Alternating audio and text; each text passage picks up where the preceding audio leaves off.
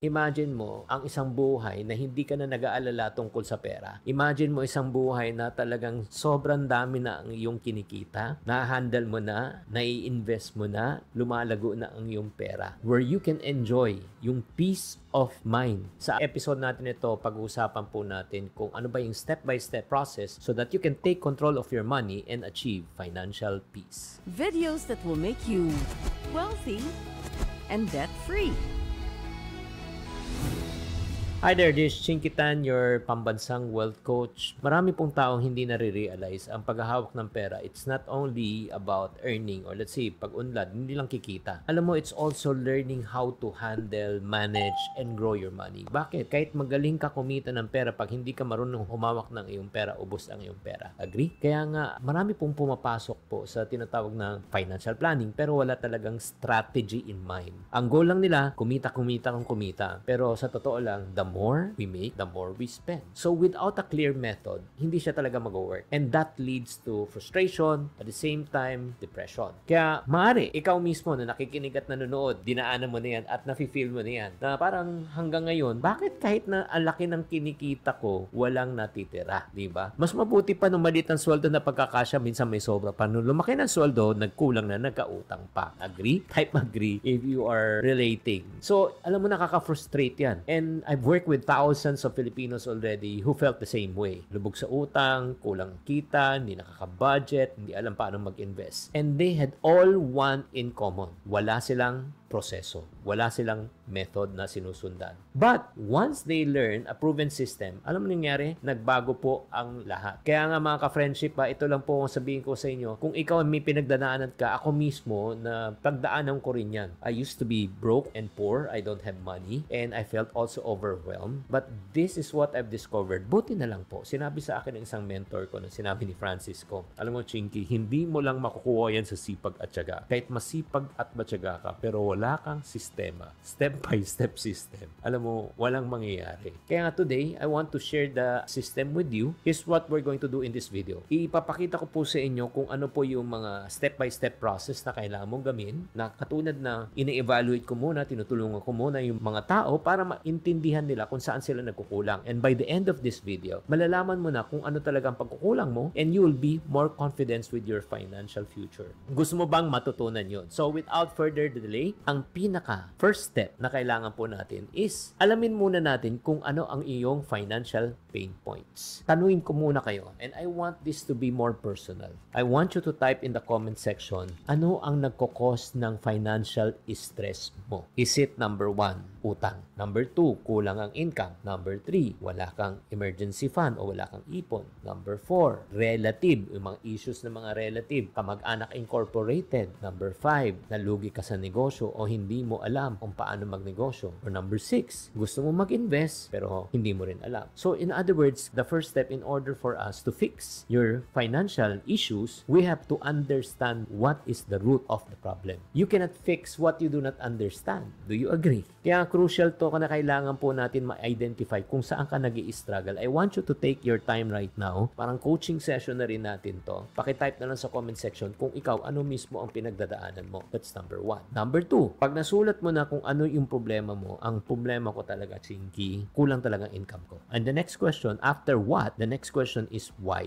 Bakit kulang ang iyong income? Kasi iisa lang ang source ng income ko. Pag iisa lang source of income, bakit hindi ka magdagdag ng sideline? Kasi, Chinky, wala akong time. Or if not naman, Chinky, kasi hindi ko alam kung anong gagawin ko. Or if not naman, natatakot ako, baka malugi. So, I want you to write down also in the comment section kung ano ang dahilan kung bakit ka nagkaroon ng ganitong problema. Like, for example, utang. Okay? So, ano yung pain point mo ngayon? Nako, stress na ako talaga sa utang ko. So, ang next question, pakisulat, bakit ka nagkautang at the first place? So, again, that is the second part. Okay? So, pagkatapos natin yan, nalaman na natin ang iyong problema, nalaman na natin ang dahilan. So, right now, maghanap tayo ng solusyon. Does it make sense? Okay? Problem, pain point, solution. Sulat po natin ano ang mga possible na pwede nating gawa na solusyon. Kailangan po natin, in other words, maglagay po tayo ng mga financial goals. Okay? Yung mga goals mo, ito, gusto kong syempre number 1, ang solution dyan. Kung may utang ako, makalabas sa utang. Kung kulang income ko, kailangan madagdagan ng income ko. Diba? Kung wala akong emergency fund, kailangan magkaroon ako ng emergency fund. So, it's very important for you to know right now. At this stage, pag na-identify na yung problem mo, kailangan mag-set ka na ng solution on the mga goals mo. Okay? Right now, we are going to create already the last stage po, we're going to create a personal financial plan. There's no one size fit all. Kasi may mga iba, ang masaya na sila sa income ng 25,000 pero sa mga iba, kulang yan. Dapat 250,000. So with your pain point identified and goal set, it's time for us to create a personalized financial plan na hindi natin magagawa dito kasi nga hindi kita nakakausap. This is where the science of finance comes in, no? Yung step-by-step guide na tinatawag namin na CHIP method. Okay? Ano itong CHIP method na ito? Itong CHIP method na ito, it's a method that we teach people on how to help them evaluate and how to help them assess and follow a system that can produce the result that they can reach. So, anong masasabi ng mga tao sa CHIP method? Let's watch this. Yung discussion ni Sir Chinkitan, super ganda niya. Yung pinag-connect niya na yung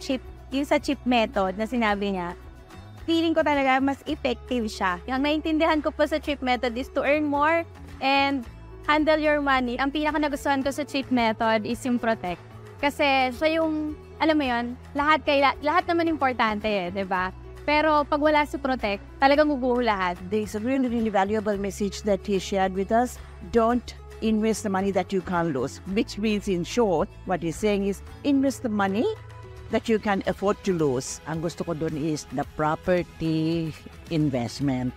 Kasi totoo naman na pinakamagandang i-invest is the property. Initially, kasi after a few years, ang laki na nang tinataas ng value ng pera. Tinuro niya kung paano mag-create, mag-handle ng pera, mag-invest, and syempre yung last, pinakamalaga is to protect our hard-earned money. The topic that most stood out most for me was the creation and the change that you have to make in order to stay in the business. You know, if you don't change, you become extinct. So guys, this is what I can tell. Following this plan, itong CHIP method will give you a strategy and ultimately, it will give you peace of mind knowing that every peso is accounted for. And the best part, ito po sa CHIP method na ito, hindi mo kailangan maging financial expert to follow this process. You just need to start. Imagine mo ang isang buhay na hindi ka na nag-aalala tungkol sa pera. Imagine mo isang buhay na talagang sobrang dami na ang iyong kinikita, na-handle mo na, nai-invest mo na, lumalago na ang iyong pera. Where you can enjoy yung peace of mind na alam mo na yung plano mo talaga maging financially free, maabot mo na. Ngayon, ang katanungan ko, kung nagustuhan mo tong video na ito, type gusto sa comment section. So, are you ready right now to take the next step towards mastering your finances? Kung seryoso ka lang about learning about itong CHIP method na ito, I want to invite you personally to a coaching call with me. This is not for everyone. Aalamin po natin kung talagang qualified ka. That's number one. These are only for people who are committed to take control of their financial future.